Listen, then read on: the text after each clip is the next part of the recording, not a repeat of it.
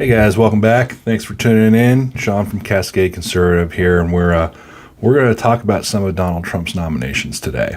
It is the 5th of December, so we are still in the midst of a lot of meetings going on the Hill between some of the nominees and senators. Vivek Ramaswamy and Elon Musk were up there today talking to senators about Doge, and also Kash Patel. Sounds like things are going to go well for him. It sounds like, from what I'm hearing all over the place, he's probably going to get confirmed. Right now, the biggest question is Secretary of Defense nominee Pete Hegseth and everything going on surrounding him. And it's interesting. I didn't know much about. I'm not really into like the whole political realm. Like, obviously, I have my views. I have my stances on issues and all that, but in terms of all the players and everything, I didn't really get into it until after this last election, and I'm doing more on that. And so I'm reading Kash Patel's book, Government Gangsters, and in it he talks about how the deep state tries to assassinate the character of. And in it, he talks about how the deep state tries to take down the character of people that are, a threat to them. And they did it to Kash. They were doing it to Donald Trump. And now they're doing it to Pete Hegseth, it looks like. Because first thing that you notice is that you get a lot of anonymous things. Anonymous things are coming out of the woodwork, and they're going to be fed to news outlets that are, that supports liberal agendas, because the deep state is mostly a liberal entity. And so you have accusation, no proof. Hey, we found this little thing over here that might actually be true, so we're going to blow it out of proportion. So this morning, Pete's mom went on to Fox News to talk about an email that she sent to her son, an email that she wrote to him after his second divorce. Pete Hegseth has had a few divorces, and it seems like most of them are because of his behavior. That is one thing that I don't really particularly care for. From what I understand, during his second marriage, he was having a relationship with one of the people that worked on Fox News, because he was a personality on Fox News. She got pregnant. His wife divorced him, and he ended up marrying who he's with currently. A mother, probably, who is just really upset with her son's behavior, wrote an email. And this email somehow gets leaked out to the press. And since there was also an allegation of sexual misconduct or sexual abuse, that there were no charges ever filed against him, people would put two and two together and say, oh, when she says abuse, she says they're talking about physical, when it seems more likely he's just kind of a dog. When he's being a dog, he needs to grow up. That's basically what his mom was telling him. And you know what? That's the place for a mother to tell her son if her son's acting like a butthead. My mom would do the same thing if I was doing the same stuff. Hey, you know what? You need to cut this stuff off. You have a family. You have kids. You have a wife to take care of. Stop running around. Stop doing this. And what I found really interesting is that they post this email that somehow got out. She doesn't know who leaked it out, but someone found it and someone leaked it out, and they never even contacted her for comment.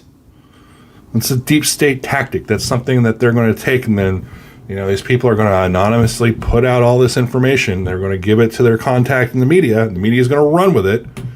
And all of a sudden you have everything going on with this. And the biggest thing that you're seeing right now, the biggest thing is that everything is almost anonymous. There's no names. There's no faces to put with the accusations. There's no way for him to come out and,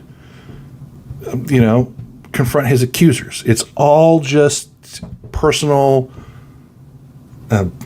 It's all just It's all just there. It's just character assassination. That's what they're doing. They're trying to assassinate his character. They're trying to put questions into everybody's mind so that he doesn't get confirmed. So, Donald Trump as a backup has been talking to Florida Governor Ron DeSantis, who was also in the military. He's very highly respected by the GOP. He's a great rising star. Him and Donald Trump had their beef during the primaries, like Donald Trump has with everybody. All of that, just political games, all blown over. So it sounds like Ron DeSantis is a backup in case Hegseth can't get confirmed. One of the biggest roadblocks is the biggest roadblock, obviously, is just getting the votes. And there are two senators at the top of this that are blocking it. First is Senator Lindsey Graham. Surprise there. Lindsey Graham I don't even know why he's still a Republican senator, honestly. He's kind of cuckoo. I don't like him. I don't think a lot of people in the Trump movement like him. I did a video on him a while back. This was quite a while ago, since I just kind of reintroduced this channel, but you can check it out right here. And then there's Joni Ernst. Joni Ernst is set to be on the chair committee of DOGE, the oversight committee of DOGE. And now she's coming out and she's kind of trying to lead the charge to not to get him confirmed. I think in the end, Lindsey Graham will come around. He's kind of he always likes to talk. He always likes to get his name in the news and then go along with what people tell him to do. He's just kind of a pushover. You know, he's got all bark and no bites. Joni Ernst, well, if she keeps this up, guess what? Just starting to circle around. You know who's from Iowa? And you know who really, really wants to be a senator? Kari Lake.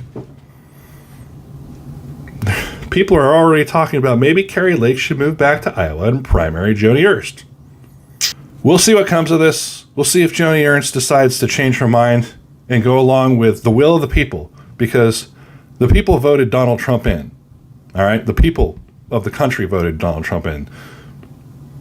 So therefore, they put their faith in Donald Trump to select people to his cabinet that are going to basically go along with the agenda that he put out while he was running his campaign. If Joni Ernst is standing up to Pete Hegseth for this, then she's defying Donald Trump, which means she's really actually just defining the will of the people who voted Donald Trump in. The agenda that Donald Trump wants, because he has 2 good years to get as much as he can through before the next bout of elections comes through in the midterms. Not saying that I'm worried about the midterms. I don't think that the Democrats are going to win back enough seats in the Senate, but the House is just it's dead even almost. It's dead even. And with how long it takes to count votes in congressional districts now, I mean, we're just finishing up. It's December, and California is just finishing up counting votes. They're not going to. They're going to really push to control the House. So, thanks for tuning in. Hopefully, I'll be able to edit this under 10 minutes. If you like the content, go ahead and hit that like button, hit the subscribe button. Plenty of videos coming out whenever I get a chance to make them. Doing better every time. I'll see you guys all in the next video. Later.